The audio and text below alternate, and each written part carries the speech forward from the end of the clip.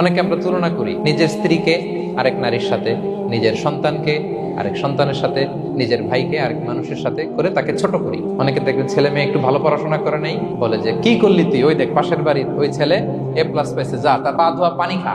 Common কথা, এটার একটা ভালো ব্র্যান্ডিং করা যেতে পারে, মানে A+ পাওয়া ছেলেদের পা ধোয়া পানি এরকম মিনারেল ওয়াটারের বোতলের মতো বিক্রি করলে ভালো ব্যবসা হবে। কি বলেন? এটা হচ্ছে আমাদের মুরব্বীরা, টিপিক্যাল মা বাবারা এটা বলেন। ভুল করেন, ওনারা বুঝেন না। কখনো কম্পেয়ার করবেন, এটা করে আপনার ছেলের মনোবল আপনি আগেই ভেঙে দিচ্ছেন। আপনি দায়ী আপনার ছেলে কিছু না পারার কারণে। আপনি সাহস দেন নিজে, পাশে থাকেন নিজে।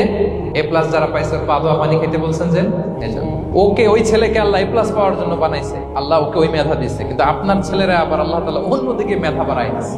সে ওইটা পারবে, ওইটা ওই A+ ওয়ালা জীবনও পারবে না। আপনার ছেলে যেটা পারবে 10টা A+ হোল্ডার ওইটা পারবে না, কারণ প্রত্যেককে আল্লাহ আলাদা আলাদা ফিচার দিয়ে, কোয়ালিটি দিয়ে, ইউনিকনেস দিয়ে পয়দা করেছে। প্রত্যেককে আল্লাহ অনন্য করে বানিয়েছেন।